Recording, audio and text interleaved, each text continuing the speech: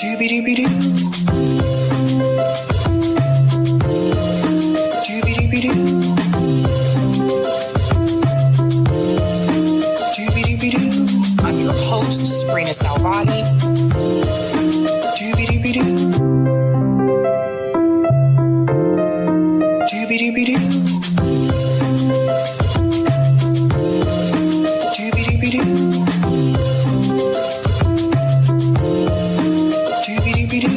I'm your host, Sabrina Salvati.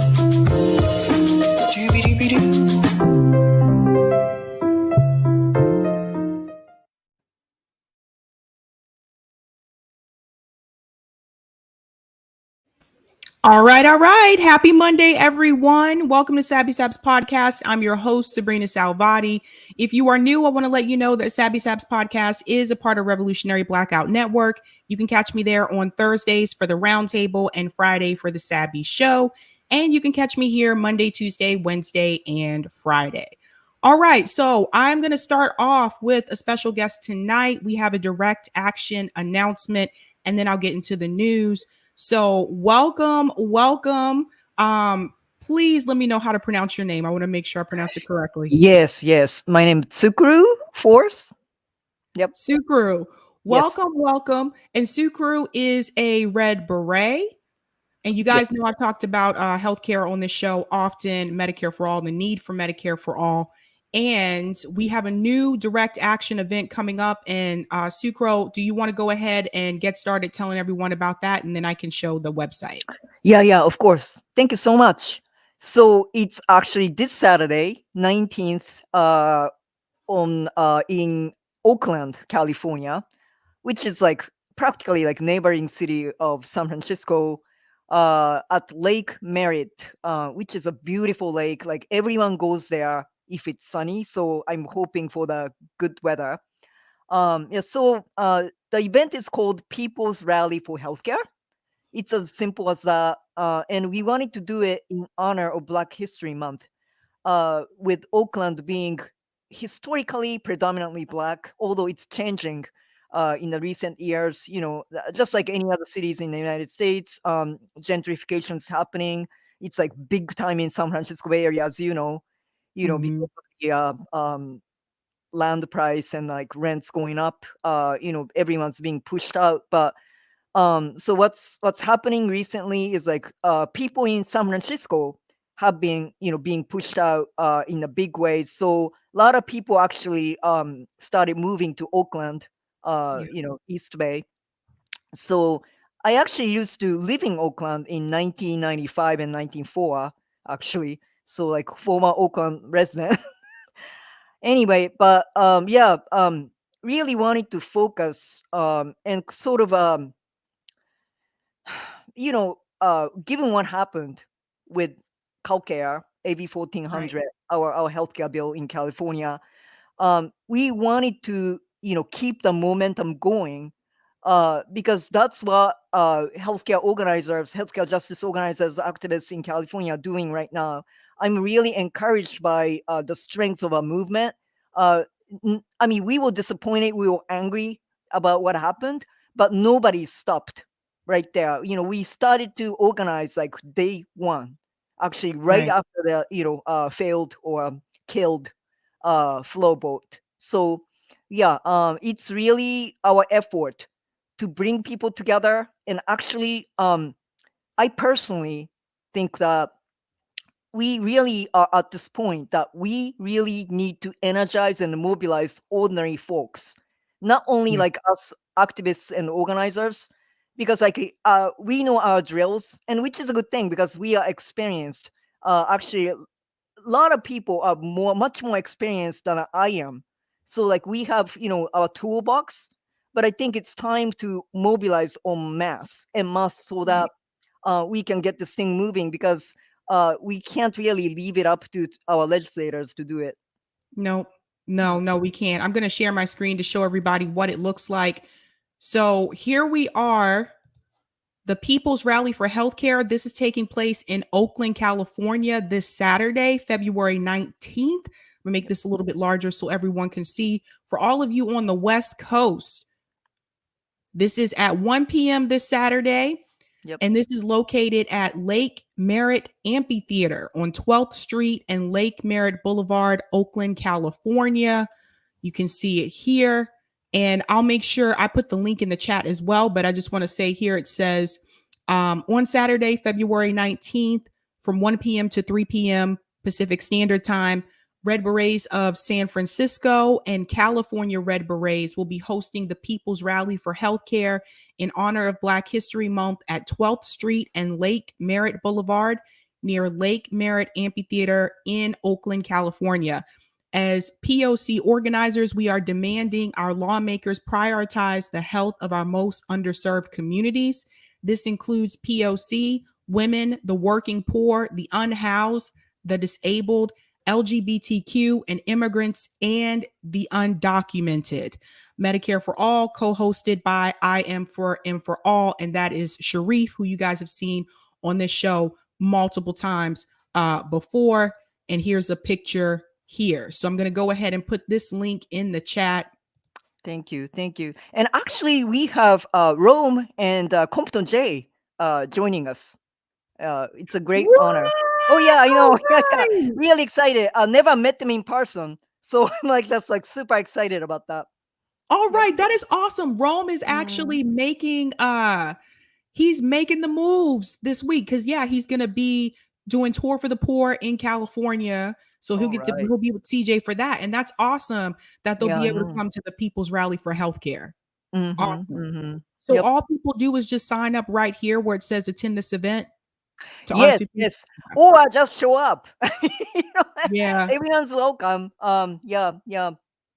So one of the things that we are focusing on this event, I mean, not only to like get people excited about healthcare and like mobilize them, but I know people have mixed feelings about voting, but we really want to emphasize exercise our rights to vote. It's an election year, so registrar's office will be out there, and we are going to do voter registration.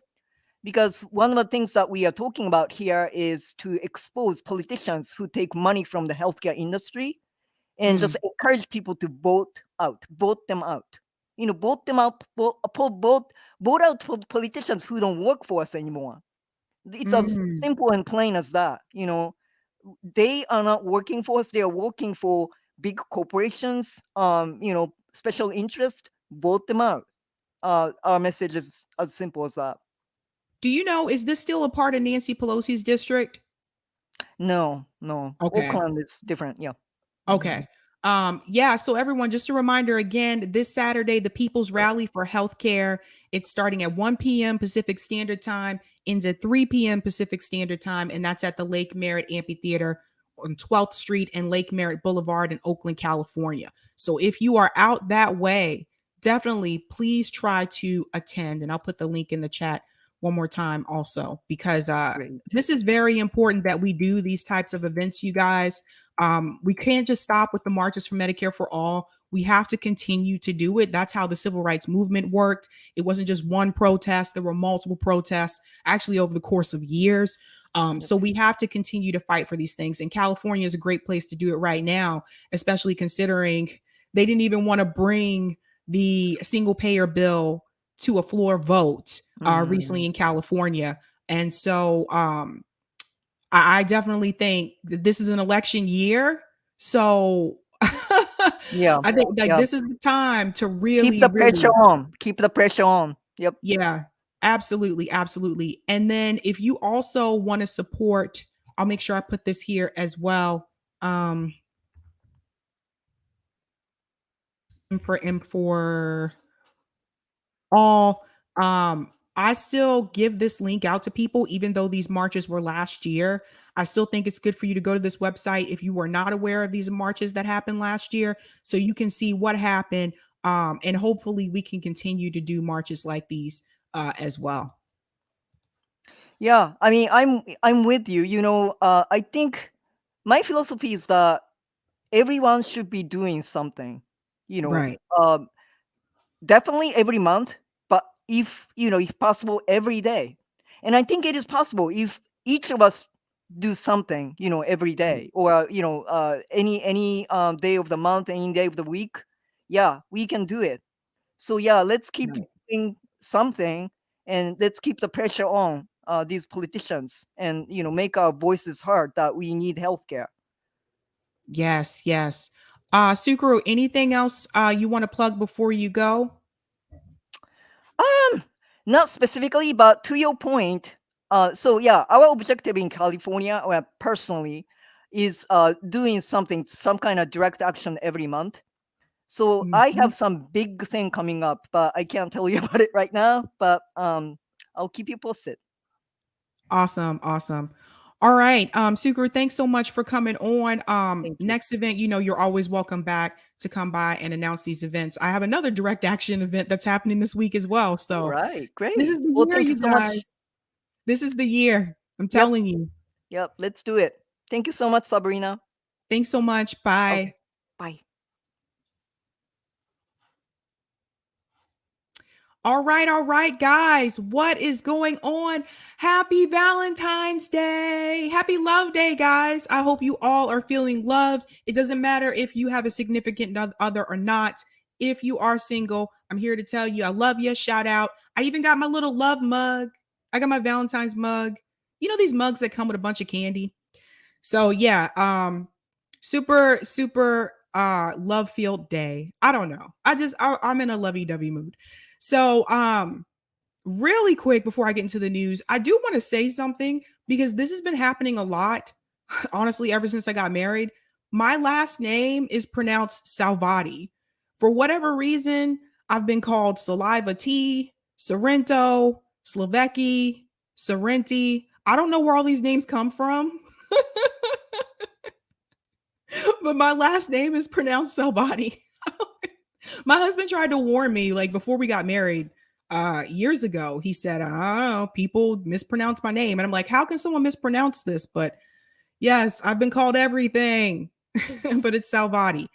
All right, guys, I did tell you that I have another direct action that's happening this week. I mentioned this last week, but if you missed me last week, I want to remind you because this is actually happening this Wednesday. Let me share my screen. Another direct action event. Now, this one is taking place here in Boston, Massachusetts. Free Alex Saab. The Venezuelan diplomat Alex Saab was trying to buy humanitarian supplies in legal international trade, bypassing illegal U.S. sanctions. Saab has been kidnapped, tortured, and extradited to the U.S., facing fabricated charges. Saab was trying to bring food, medicine, and fuel to Venezuela. The case raises a dangerous precedent in terms of extraterritorial judicial abuse, violation of diplomatic status, and even the use of torture to extract false confessions. This is taking place this Wednesday, February 16th at 2 p.m., and this will be at the Boston Common right next to Park Street Station. This is being hosted by CPIUSA.org. Most of you know that's Caleb Maupin's group. So definitely show up and participate if you can. I'm sure they'll appreciate as many people as possible. So definitely check that out. All right, what are we talking about tonight? Let me go ahead and grab my thumbnail here. Give me a second. By the way, shout out to everyone watching on YouTube, Rockfin, and Twitter. I forgot to say that earlier. Yes, I did forget to say it. But I hope everyone is having a good Monday. Guys, don't forget if you didn't see it, pinned at the top of the live chat is a link so you can sign up for my newsletter. That is so you'll receive live stream alerts every time I go live because we know sometimes people don't get the notifications from YouTube. So it also helps me create an email list, which is important because if YouTube ever decides one day they want to shut all of us down, I have a way to reach you. So just keeping it reals. All right, tonight, share my screen. We are talking about some interesting stories. All right, tonight we are talking about Hassan Piker backs police brutality. That is a cringe video. I'm going to play it for you tonight. We are also talking about AOC is called out at a DSA rally. Oh, that video is getting a lot of play on Twitter. And we're going to talk about Nancy Pelosi versus Cori Bush. So let's go ahead and get into it. Take this off of here. Thank you so much for the super chat. I'm a Phil American. Thank you so much. Happy Valentine's Day to you, RBN, and everyone in the chat. Happy Valentine's Day to you too. Did I show you guys? I didn't show you guys what I got for Valentine's Day. You can't see it. Can you see it? You can't see it. You can kind of see it. Anyway, it's my birthstone. It's I'm a March baby, so it's my birthstone. So it's like a light blue, but you guys can't really see it, but it was really cute, really pretty. I was not expecting that. All right, so let's go ahead and get into it. Don't let me forget, I got to shout out patrons at the end of this as well. Yeah, guys, I've heard the noise. I heard the news about Crystal and Kyle. I'm not going to get into other people's relationships on here. That's their thing. I don't really put my relationship out there like that in the public. So I'm not getting into that. All right. So where's my story? All right. So the first story I want to start with is Nancy Pelosi and Cori Bush. Oh, God. So I don't know if you guys have been made aware, but basically, long story short, Cori Bush is still wanting to use the phrase defund the police. Now, if you remember, Cori Bush is from the Ferguson community, and she was very heavily involved in the protests there. You know, the Ferguson protests. Obama had brought the militarized police in. So she was a protester before she was a candidate for office, right? So she was someone who was active on the ground with the people. And she has seen numerous incidents involving police brutality as a member of that community. So I think it's a little bit different when you've experienced it versus you watched the George Floyd video and you felt bad for George Floyd. I think this is coming from a different place for her than it would Nancy Pelosi, obviously. I mean, come on. What does Nancy Pelosi know about this? So let me share my screen, because Nancy Pelosi and the Democrats are not going for this. And this is, I'm bringing this up because this comes to a larger point, which I've been trying to make on the show multiple times. So here we go. Defund the police is not the policy of the Democratic Party, Pelosi says. So here we go. See what I was trying to tell you guys. House Speaker Nancy Pelosi said Sunday that the idea of defunding the police, a frequently used slogan during the 2020 elections, is not the direction that the Democratic Party is headed. Now I want to mention this. I'm going to come back in. Something I've been trying to tell people multiple times is that you don't change the Democratic Party. The Democratic Party changes you. Here you have one person speaking for the entire party. She is letting you know right now where the party is headed and what is going to happen. So what happens is when you have progressives that come in, like the squad, you know, they were put in to go in and do this hostile takeover of the Democratic Party. Obviously, that did not happen. I think they are realizing that they are not the ones in control. And this is especially important because it reminds me of Force the Vote when we were asking them to force the vote against Nancy Pelosi, to not vote for her as speaker. They voted for her, and now this is what we got. So here we go. Make no mistake, community safety is our responsibility. This is coming from Pelosi. I quote one of my colleagues from New York, Richie Torres. By the way, Richie Torres is horrendous, by the way. He's another one that calls himself a progressive. He's pro-police state. I don't like him. Don't like him. I've talked about him before on this show. He's another one that's just a fraud. He's a brand new member of Congress, way on the left. I don't know about that part, saying that defund the police is dead. That causes a concern with a few in our caucus, but public safety is our responsibility. So you see what's happening here? You have Nancy Pelosi. She's using Richie Torres, who was supposed to be a progressive. She's using him as an example. Look, I have this progressive candidate who also agrees that defund the police is not the way to go. So there you go. Another one just caving in. It goes on to say George Stephanopoulos noted that rising crime had been a major concern these days and cited divisions within the party on law enforcement, referring to Missouri Representative Cori Bush as someone backing the idea of defunding the police. Now, let me say something really quick here. Right now, Cori Bush stands alone. And this is just another example where the squad is not working together as a block, not working together as a unit.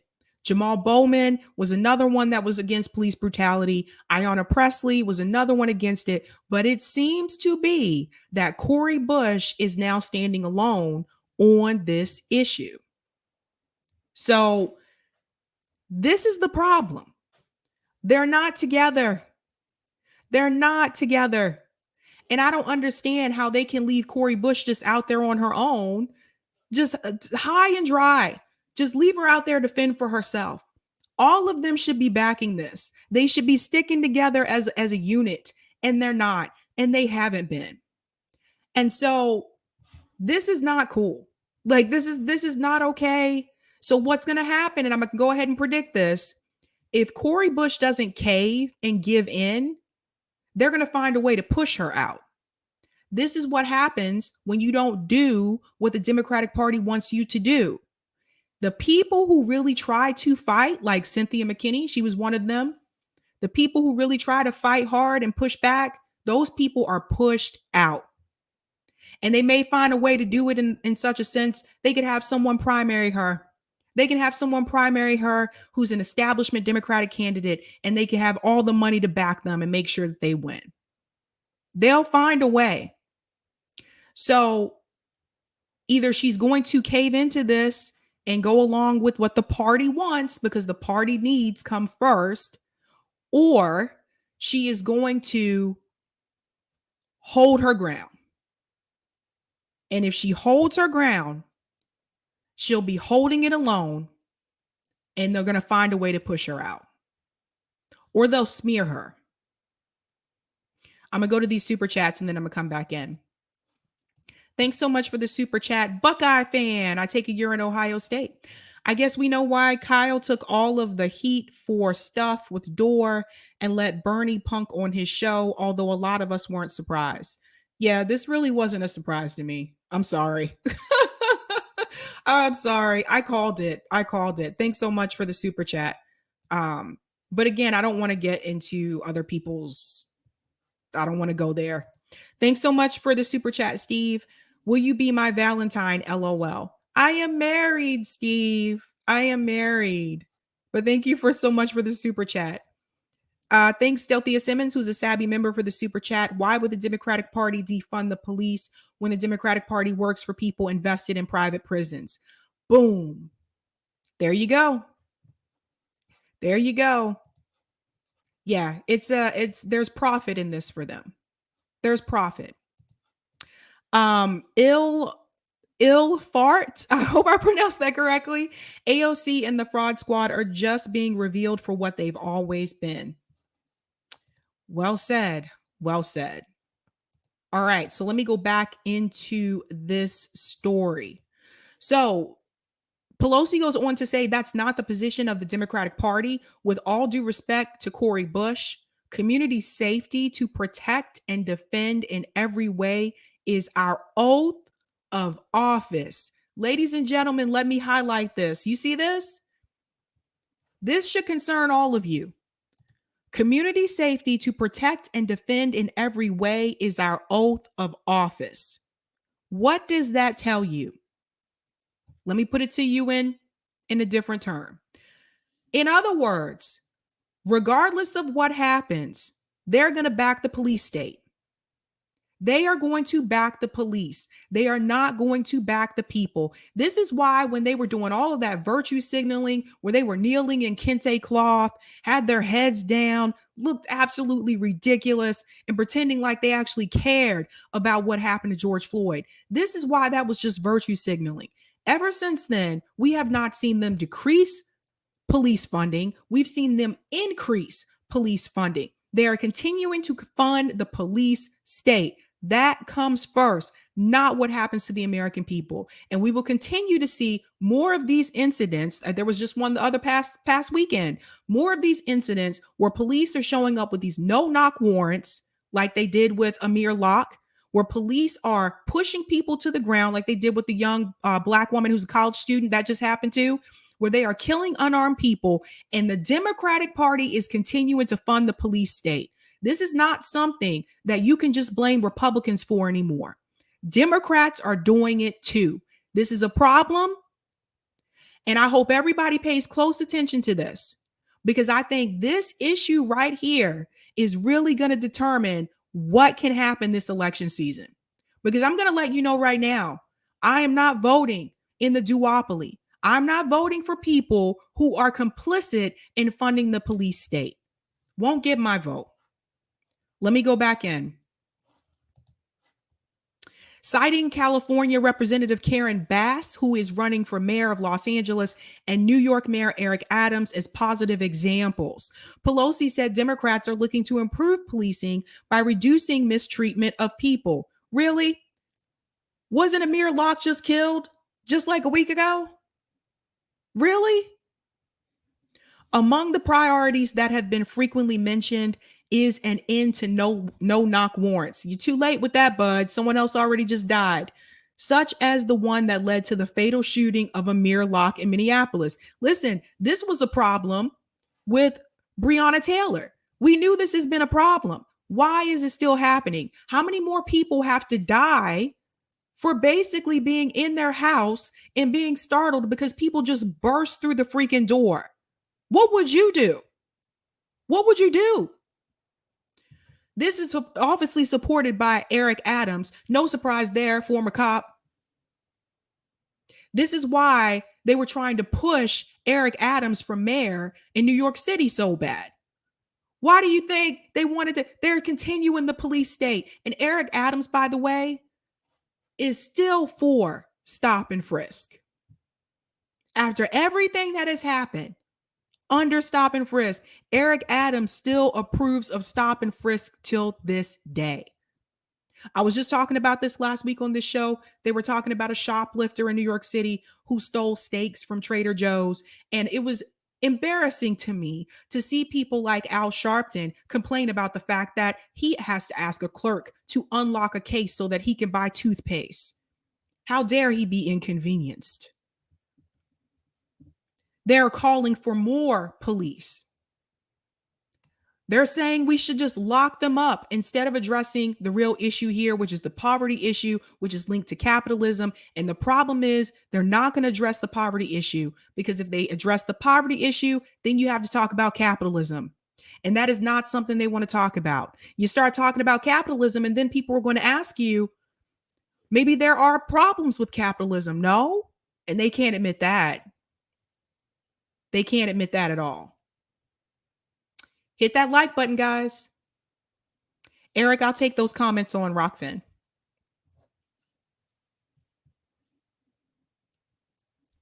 No, that was good the way you had it. Yeah. Roger Meadows said, thank you for the tip. Oh, damn. I tried to get this question in before she went off.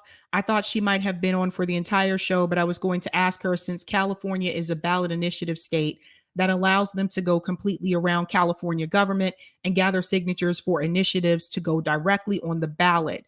Why not, instead of worrying about voting for this politician and that politician who may or may not fight for California Medicare for all, just do ballot initiative?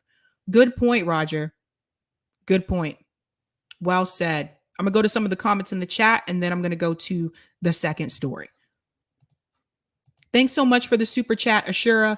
We knew Kyle didn't break his legs on tennis. Oh my God. Thank you for the super chat, Ashura. Yeah, I'm not getting into that. I don't people's relationships. I don't go down that road.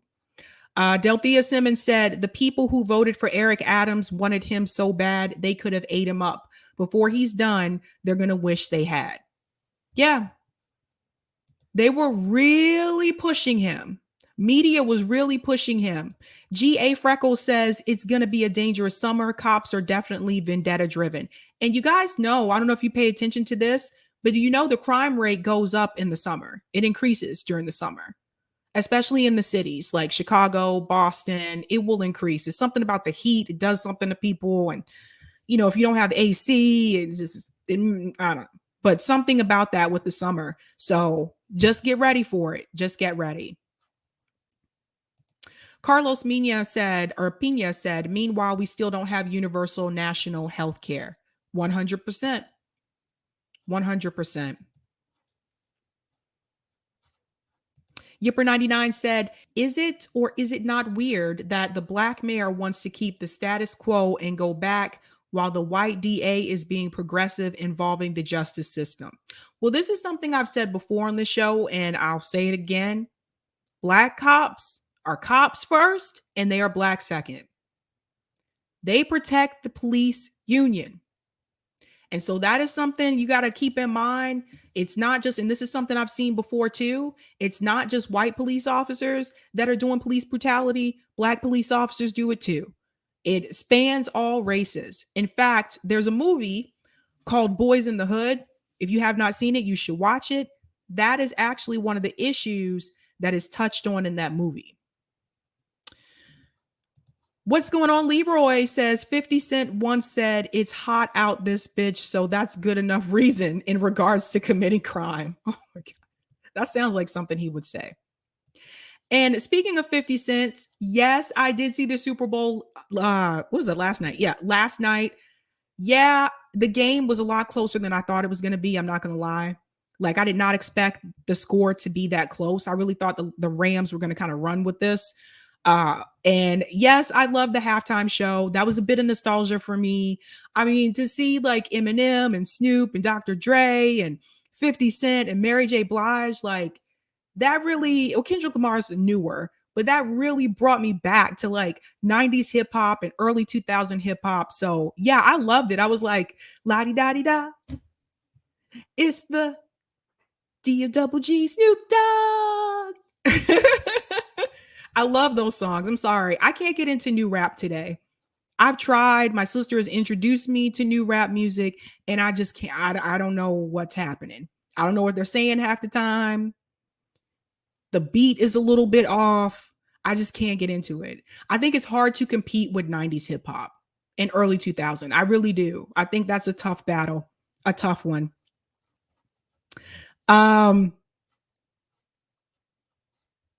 Razal said, women of color cops, those are the worst. All the attitude of being black and then all of the horrible practices of being a pig. Ouch. Wow. Ouch, ouch, ouch. I do agree with that, Big Teal. I do agree with that, but we'll say the best NFL halftime show goes to Prince. Yes, me and my husband were just talking about that last night. I was like, that was an awesome halftime show, but Prince is still my favorite. Still till this day, man. He was playing in the rain, you guys. Prince was playing. It started raining and he was still just like, this is that moment for Purple Rain. Like nothing stopped him from playing. I was like, I saw Prince in concert many years ago. I'm glad I got to see him like before he passed away. But I just got to tell you, like seeing him in person was like crazy amazing. I went to that concert with my boss too. I know it's random, but like, that was like awesome. So much fun. Anywho, I got off on a tangent there. And yes, I did see that Eminem took a knee. I know some people are saying that like they told him not to do that and he did it anyway. But from what I was reading this morning, actually he had rehearsed that and they saw this through the rehearsal. So they knew that he was going to do that. So just wanted to clear that up. I'm sorry. That just took me back. Because then they played like the old like Tupac song, I'm Not Mad at You, when he took the knee. And you guys got to understand, like 90s hip hop, early 2000s hip hop was like on another level. Like nothing competes with that. I'm sorry. Sorries. All right, going into my second story. Now, this one is really cringe. Just prepare yourself. This is about Hassan Piker. I saw this video, it was going around on Twitter, and then I went to the actual video to see the full thing. And basically, to start this off, he is talking about the freedom convoy that's going on with the truckers in Canada. And there's some things that he said in this video that I think we should all be concerned by, especially if someone considers themselves to be a socialist and they're making these kind of statements. Look, I don't have to agree with everybody. I don't have to like what people do or everything that they do. But I would never call for violence on people. And I think that's the difference. So I'm going to go ahead and share this with you. So let me share my screen. So it starts off with him showing a video from the Freedom Convoy. And this is on his channel. Just FYI, if you're looking for this video yourself. I don't know what just happened here. Oh, give me just a second, you guys. My screen froze. I think I need to close the thing. Close another one.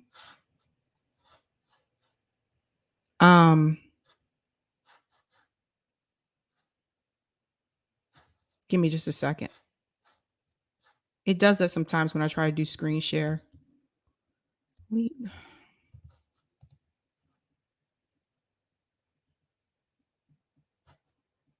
Okay.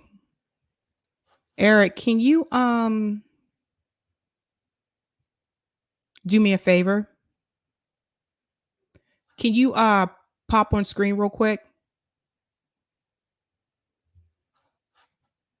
Can you hear me?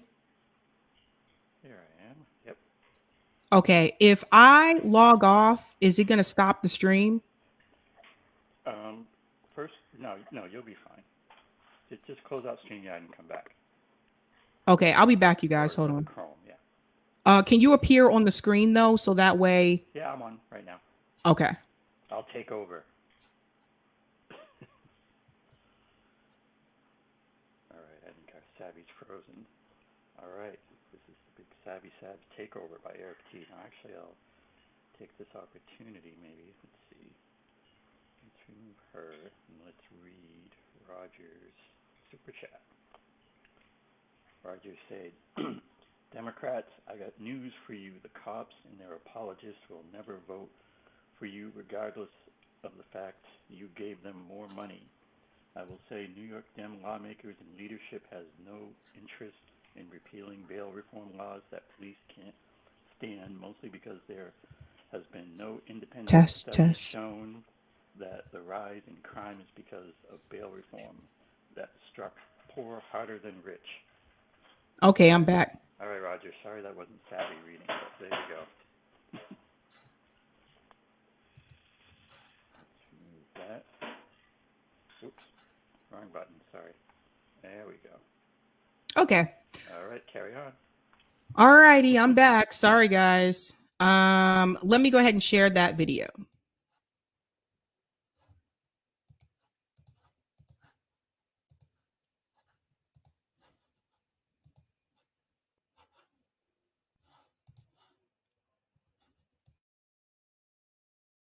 What started as a protest against U.S. and Canadian rules requiring truckers to be fully vaccinated to enter either country has erupted into a movement of thousands against the Canadian public health system.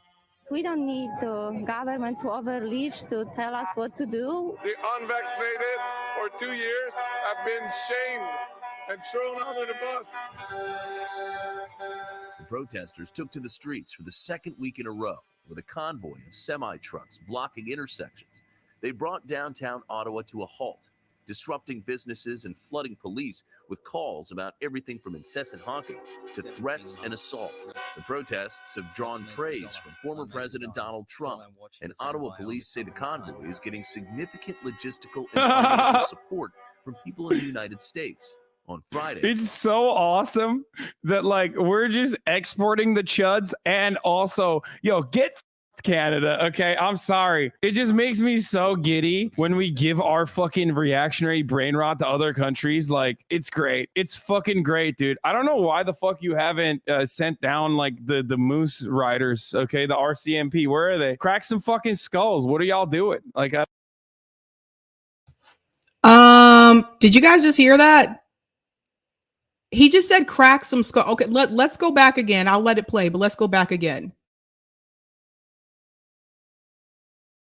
the Moose Riders, okay, the RCMP, where are they? Crack some fucking skulls. What are y'all doing? Like, I don't understand. You can't deal with this protest in the same way that you deal with like First Nation tribe members are protesting like pipelines being built. You know, you have no problem beating the shit out of people, like beating the shit out of people when they're indigenous protesters. Where you at? Huh? What's up? What's going on? You can't crack a few skulls? You're gonna tell me that's what you're telling me? You can't even beat the shit out of a few fucking white guys and pickup trucks? Messed up, don't you know? What's going on? I thought Canada was a place of law and order. Turns out it's not a place of law and order, eh? It's so funny because like I've covered this already before it made it to mainstream news out here, and 90% of the truckers are vaccinated. Okay, there's also a very high population of truckers that are not white. Okay, but this protest, first of all, this protest is not fucking led by truckers. Okay, it's not. It's literally built and designed by a guy who's not a trucker himself. You know, it's attended by people who are not truckers. They just own these like lifted trucks, which doesn't make you a trucker. Also, I love this, but they don't know how to fucking spell. Like there was a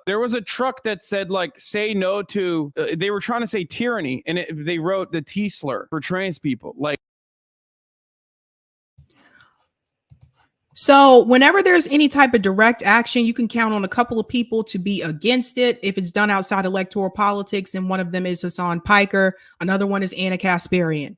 You can count on those two because those two, they've smeared other direct action events too. They smeared the marches for Medicare for All. They smeared Force the Vote. Meanwhile, what do? Is Hassan Piker organizing anything? Is he doing any type of direct action? And don't come back at me and say, well, he's donated money. That's easy to do when you're rich. Anybody can just sign a check and just give it away. That's not actually doing work, like physical work.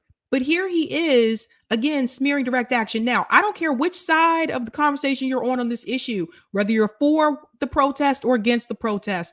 But it seems to me that there are certain people of a certain class who are not involved in direct action at all that seem to come out against it every single time. Meanwhile, they do nothing. They're organizing nothing. So while all of these people were gathering together for this protest, and by the way, if you stop the trucks, if you stop transportation, if you close the ports, that is really a good way to lead to a general strike, which I still think we need in this country, by the way. That's another thing he smeared. When we did the General Strike Summit, Hassan Piker smeared that because we wanted to educate people about doing a general strike and about why we need a general strike. Hassan Piker smeared that. So while these people were getting together and organizing this event, which is getting a lot of attention now, Hassan Piker was buying a Porsche. And he recorded himself doing so. Then he got upset at people on Twitter because they were mad at him for bragging about the fact that he's buying a Porsche. His defense was, well, I made the money. I can get what I want with my money. Dude, it's the principle. We're still in the middle of a pandemic. You have a lot of people that have been laid off, still can't find work, people unemployed, people unhoused, and your punk ass is going to record yourself buying a Porsche, and then you put it on social media and you're surprised that people criticize you for it. This is the class divide. Do you think people like Hassan Piker have to worry about this pandemic? No. They have money. They'll be taken care of.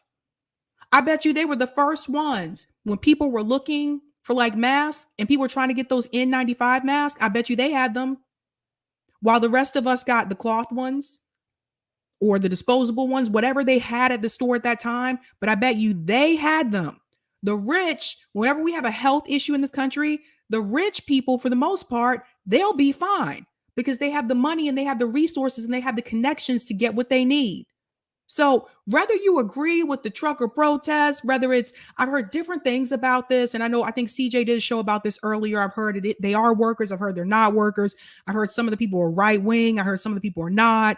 I heard some of the people are like Nazis. I've heard they're not. I've heard like so many different stories about this. Whether you agree with what they're doing or not, how can you just sit back and smear people trying to take some type of direct action and you're sitting on your ass? I'm going to go back into the video.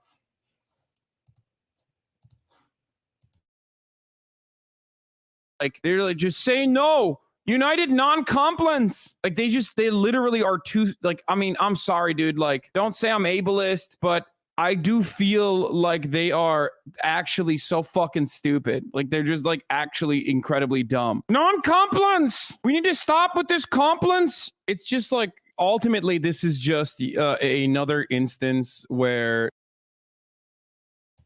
And now he's calling them dumb. Now he's going to call them names. He was making fun of the way that they were spelling. I'm sorry. During the middle of a pandemic, does any of that really matter? No, it doesn't matter. It doesn't matter. This is when you have nothing else to do, nothing else to poke fun at. Then they start to attack your intelligence. This is what people like Hassan do. Privileged assholes, because they received a certain type of upbringing, because they received a certain type of education. They will look down on anyone else who is not at their level. These people are literally out in the streets fighting in the cold. And I'm telling you, Canada in the wintertime is freaking cold. Fighting for something that they believe in, whether he believes in it or not. He's not doing anything to get out in the streets. He is sitting at home where he is comfortable. And this is why I tell you guys multiple times, we have to focus on the class issue. We have to stop just focusing on left versus right. Because at the end of the day, you have people on the left and the right that are poor. You have people on the left and the right that are rich, and people protect their class. Wealthy people are going to look out for wealthy people. Poor people should be looking out for other poor people. The working class should look out for the other working class, but we don't, because they keep us divided between left and right. You have people like Hassan Piker and people like Anna Kasparian that drive that divide. And anytime you try to organize any type of activity with people on the other side, even though you're part of the same working class, they'll be the ones that will smear you at the end of the day. Meanwhile, they do nothing. You got some fucking homies, okay? They're hanging out, they're having fun, they're doing hog shit, they're bored, and as long as it doesn't get out of hand, which it seems like it might, for the record, it seems like it is, because there have been like some violent instances, some violent moments so far. Luckily, they just don't have guns in Canada to the same degree that they have it in America, you know what I mean? I just like, at the end, most of the protests have been peaceful, by the way.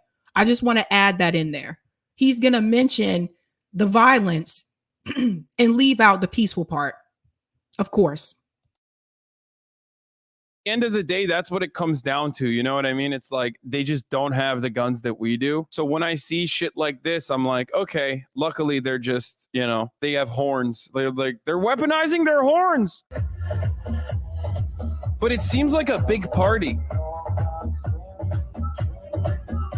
It seems like a big party for like wine moms. You know what I mean? It's like, what are you guys doing? Go home, you fucking weirdos. I just don't understand how they can do this, especially when it's so cold out. Like, You know why he doesn't understand why they can do this when it's so cold out? Because when people really trying to fight for something, they'll absorb that pain. They'll absorb the fact that it's cold, and they'll deal with it because they believe that what they're fighting for is right and they really want an end game. He can't understand that because he's never fought for anything before. This is what he does. So now he's showing you a clip where he's like, oh, it just looks like people are out there partying. They're not really doing anything. I'm seeing other clips. I've seen other clips, and he's not going to show you those. This is how they smear direct action, you guys. This is what they'll do. They've done the same thing with the Black Lives Matter protests after George Floyd. They took the pieces where people were violent and they put those on the news. And it was rare that I saw video footage of the protests that were peaceful. They wanted you to see the outcry. They wanted you to see people looting, people stealing, because then that gives them an excuse to continue to fund the police state, even though the protests were supposed to be anti-police.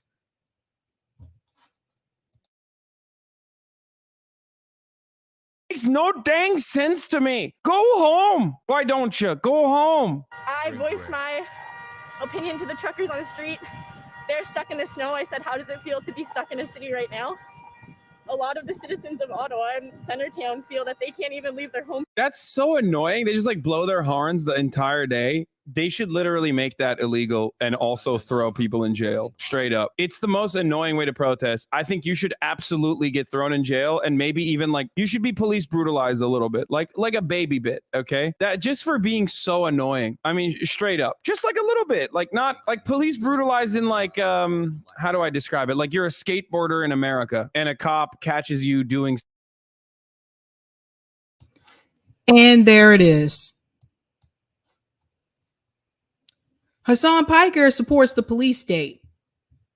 He's letting you see who he is right then and there. When he says that should be illegal, they should just be thrown in jail for blowing their horns. For blowing their horns. I've said this before.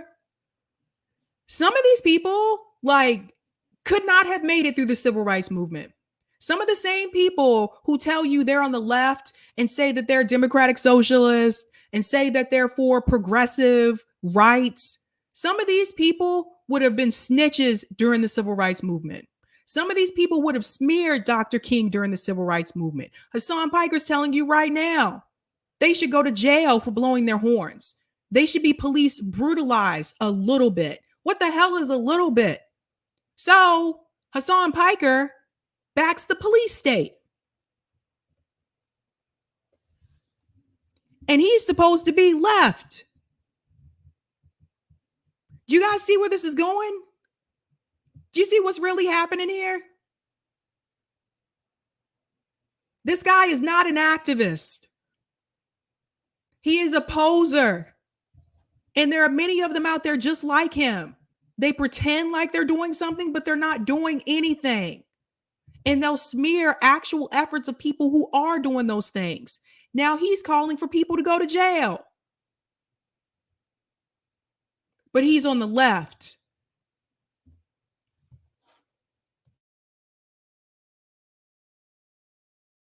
Skateboarding where you're not supposed to. I'm not saying like police brutalize in the sense that like you're like a black teenager. I mean like police brutalize in like a regular police altercation where there is like a little bit of escalation, just like a baby bit, you know? There's no such thing as a little bit of escalation. Do you see what you guys see what I mean? Why do people listen to this clown? Why do people listen to this? Seriously? And his audience is a lot of younger people. This is what is dangerous. A lot of younger people are listening to this. So now he's going to send the message that a little bit of police brutality is okay. It's not okay. I want to be very clear here. It doesn't matter if you agree with the protest or not. Police brutality is not okay. Period.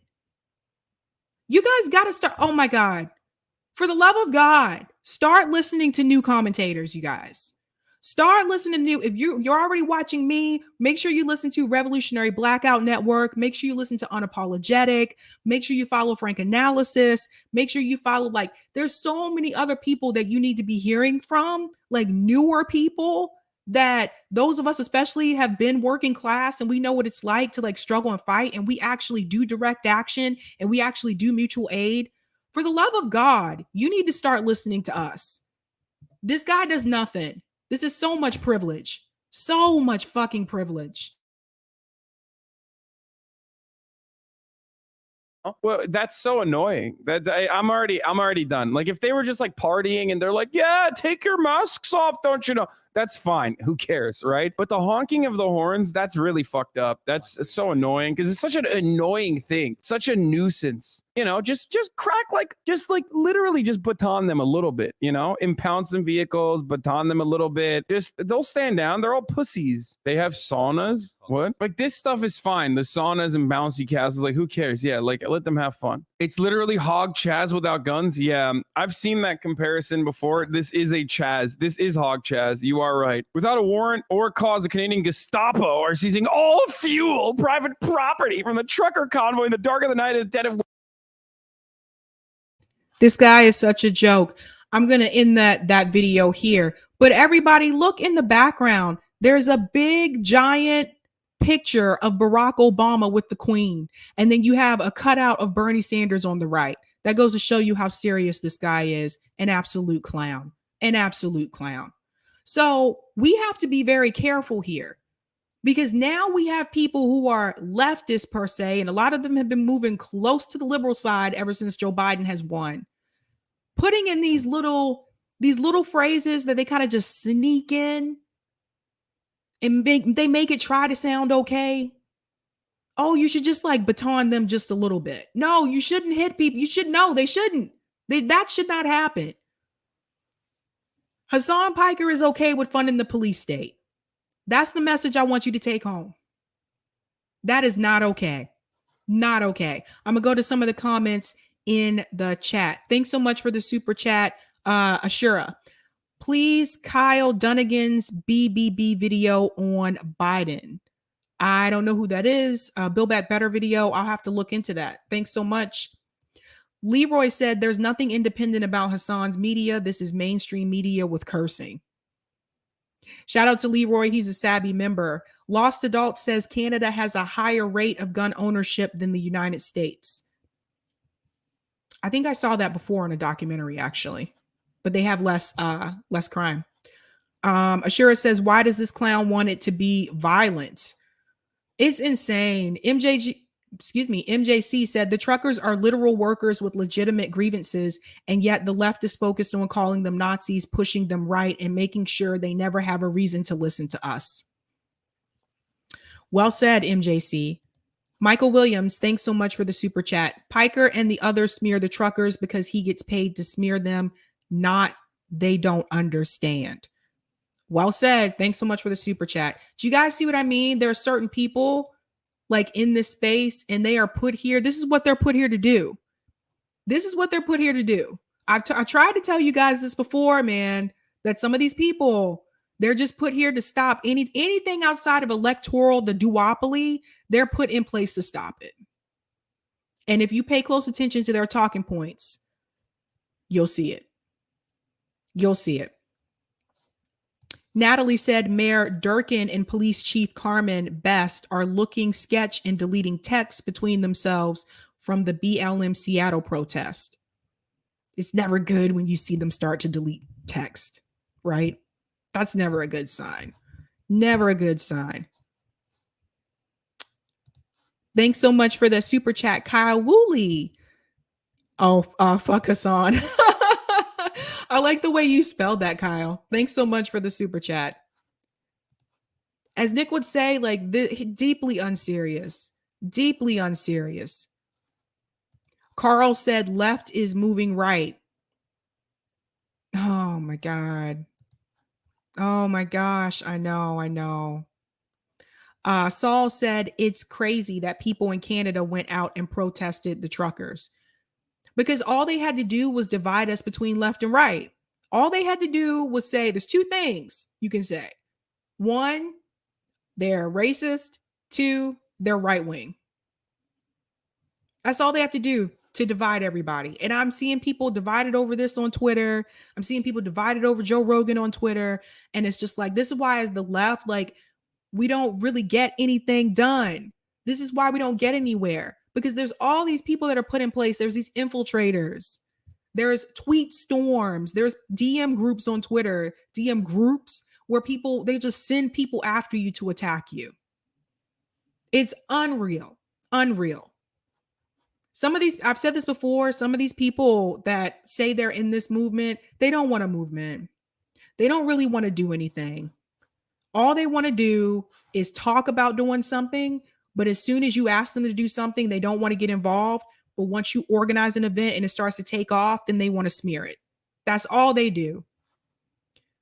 I need to make sure I give a shout out to the peeps because I didn't have a chance to do this. So let me do that and I'll get into my final story.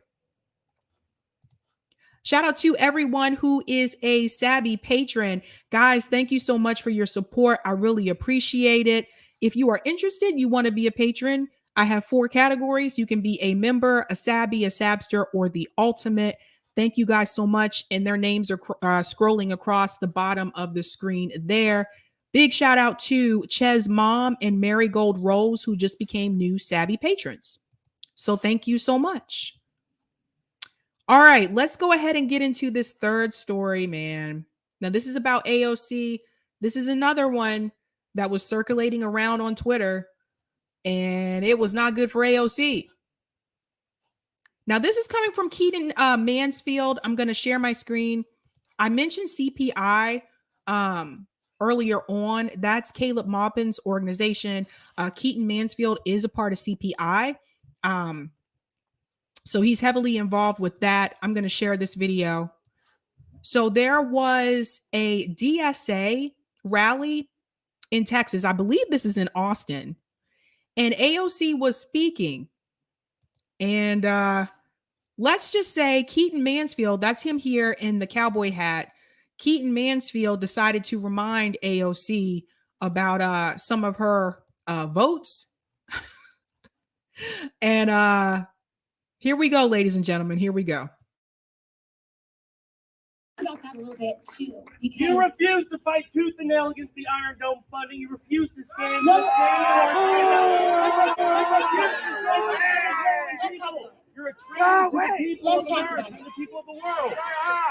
Let's talk about it. Because let's actually start on that though, right? Because I don't believe in elephants in the room. Let's speak on it, because we are all here in solidarity to fight for human rights for Palestinians and Palestinian kids. So if we care about this, my brother, if we care about it, we gotta be about it. Yeah! We gotta be about it. And when the votes happen, $1 billion and when the votes happen, they have to about that a little bit too, because you refuse to fight tooth and nail against the Iron Dome funding. You refuse to stand. Let's talk about it. What's interesting to me is that they're booing him when what did he say was false? What did he say was false? So they're booing him. They should be booing her.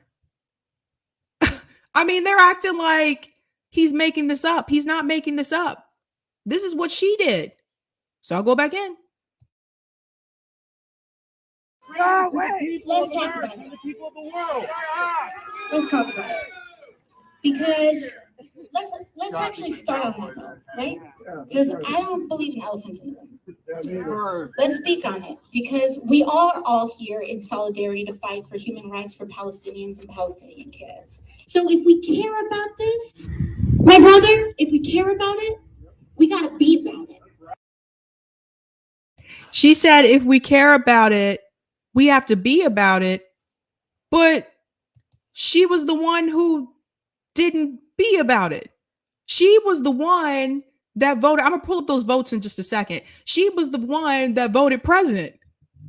Do you guys remember? And then she was crying afterwards. So she's like, we got to be about it. When was she about it? When was she about it?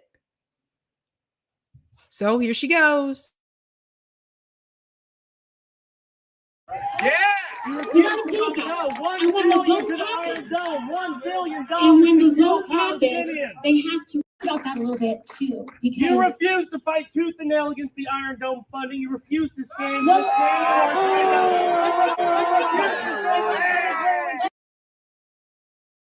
You see how the masses are so brainwashed?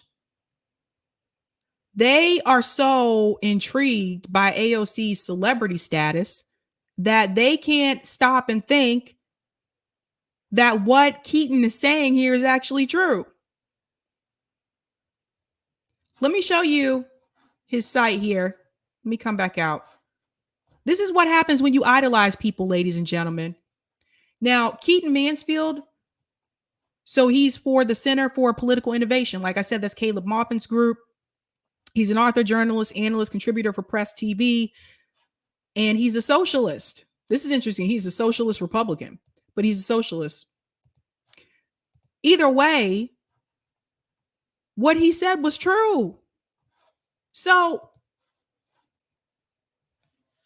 the crowd is booing him, but for what? Why? I can understand if he was lying. I can understand if he was like trying to smear her, make up something that wasn't true, creating a story. But that's exactly what she did. And they're booing him. How dare you bring that up? How dare you guys not? How dare you guys just sit there and pretend like this is not an issue? I don't understand that. I don't understand that at all. Thanks so much, Colin, for the super chat. This reminds me of when Franco and I called out AOC at the Capitol and we got cut by the music. Oh, I remember that. I remember that. That's when they were doing the eviction moratorium protests. I remember. Thank you so much, Colin. Thanks so much for the super chat, Kadeem. Catherine Liu would be a fantastic interview. She has a keen understanding of the professional managerial class, including people like Hassan and AOC. Thank you so much for that tip, Kadeem. And thanks for the super chat. Thanks so much, Oz, for the super chat. Those were AOC staffers leading the booing chorus. Thank you so much for that, Oz. Not surprised. Not surprised. But do you see what I mean? This is what happens when you become celebritized. Now, I want to remind you here who voted which way for that vote. So let me pull this up for just a second. I just want to remind everyone how this vote went. So let me share my screen. I almost got through the whole night without saying share my screen, but here we are. All right, listen to this. 8 Democrats, Representative Rashida Tlaib, Ilhan Omar, Ayanna Pressley, Cori Bush, Andre Carson, Marie Newman, Jesus Garcia, Raul Grijalva, and 1 Republican, Representative Tom Massey, voted against the bill. Tom Massey is more of like I guess you would say a moderate Republican per se. 2 Democrats, Representative Hank Johnson and AOC, abstained. Now, I'm looking at the names here. You have Tlaib, Omar, Pressley, Bush. So that's 4 members of the squad. And all it took was to get AOC. You see what I'm saying? How they don't vote together as a block? Now, why would AOC come down here and abstain? Someone explain that to me. Why would she abstain when you have the rest of the members from the squad voting against it? Now, there's some misconfusion about this as well, because some people are saying, well, it actually saves both lives. So I'm going to show you 2 different parts. This article says, what is Iron Dome and how does it save Israeli and Palestinian lives? Iron Dome is an air defense missile system developed by 2 Israeli firms with support for U.S. emphasis on defense. It is never used to attack or retaliate and poses no threat to Palestinians. Now, that's what they say here, okay? But let me show you something else. Because I have to look up more than one. Had to look up more than one. Where did my link go? Hold on. Sometimes these links.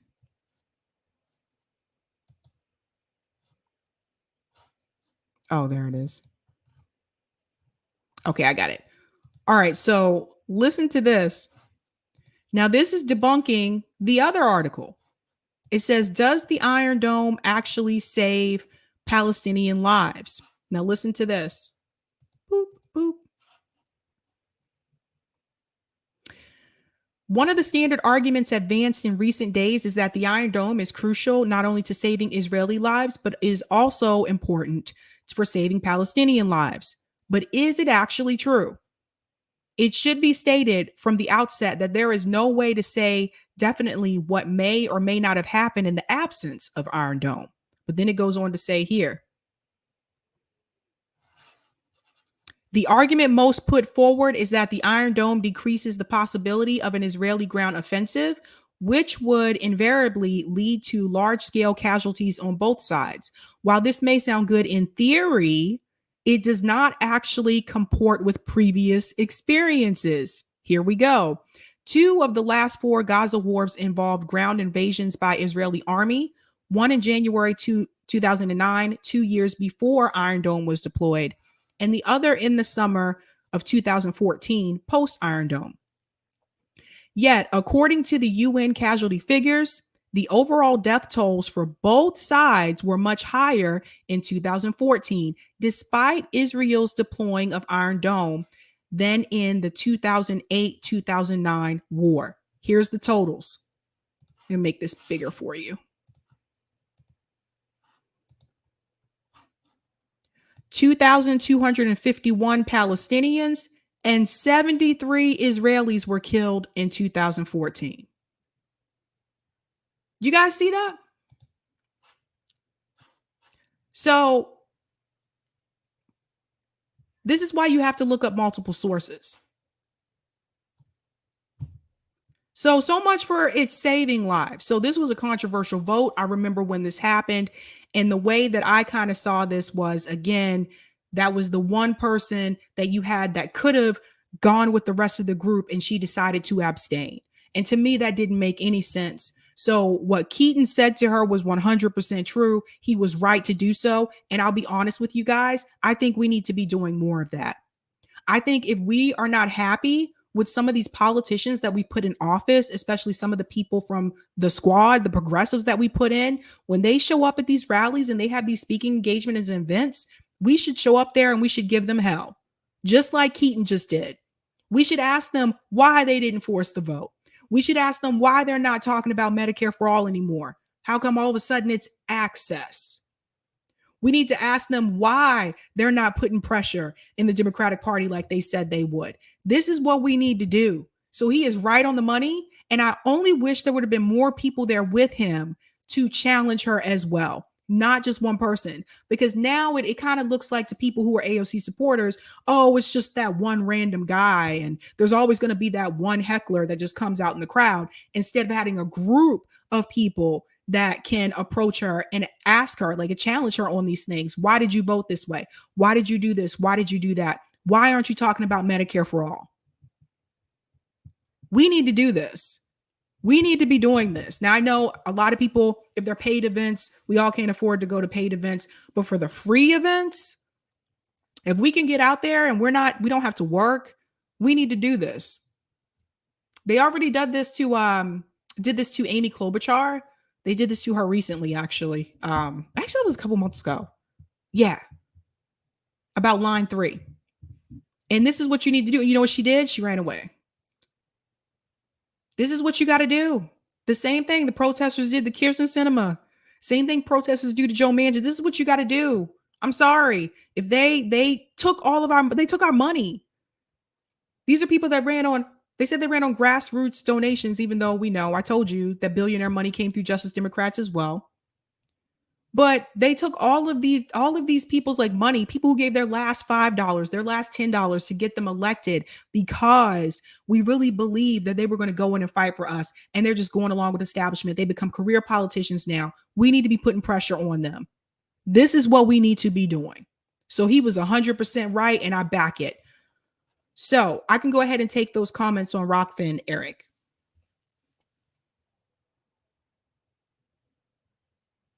Thank you so much for the tip, Roger Meadows. Someone earlier made a comment about Manhattan DA, a white progressive, but Alvin Bragg is black. Speaking of cops, feel free to share that MP3 I sent of real dudes that went against the cops in the late 60s.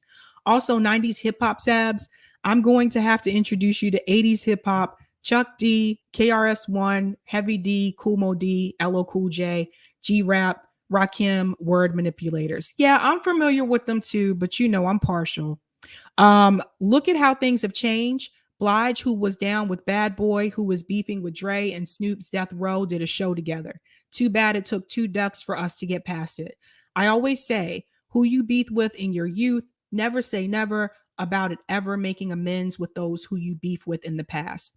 I'm looking at every single YouTube post. I've seen enemies make amends too many times in my life. Oh, Roger, you trying to tell me something, Roger? I feel like you're trying to tell me something on the sneak. All right. Yes. I do want to make sure that I give a shout out to our, let me put up my screen here. For Black History Month, I have been doing a spotlight of an African American from history. I've been focusing a lot.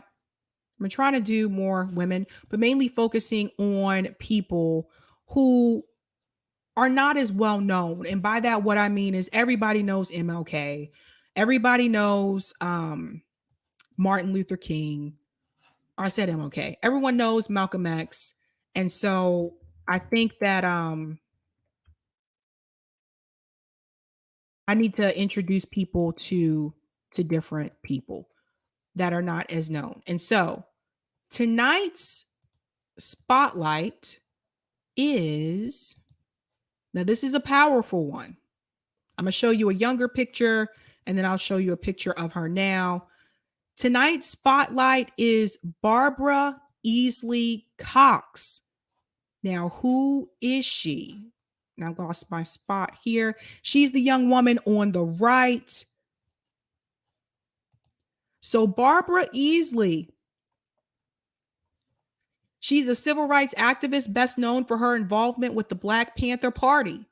At the time of her first involvement, she was attending San Francisco State University. She now works in Philadelphia with a focus on literacy and education for youth. Barbara Easley Cox became involved with the Black Panther Party in 1967 while she was in college. Throughout her experience with the party, she worked in Oakland, Philadelphia, and New York and international chapters. She participated in the Free Breakfast for Children program, collected apparel for free clothing program, and aided in other survival programs hosted by the party. Easley Cox traveled around the world, spreading chapters and involvement of the Black Panther Party to Algeria and Germany. In 1970, following Donald Cox fleeing Algiers after being charged in connection with the murder case in Baltimore, Barbara joined him there for a time where she partook in the work of the newly formed international section of the Black Panther Party. So that's something people may not know, that the Black Panthers actually were international, or the party became international party. Later, she moved to Germany where she worked with soldiers of color until 1973. She later moved to Philadelphia and settled there. She became involved in Philadelphia's oldest anti-poverty organization, the Advocate Community Development Corporation. By the 1980s, she had been elected to its board, and by the 1990s, she was chairing the organization. So that is Barbara Easley Cox, ladies and gentlemen.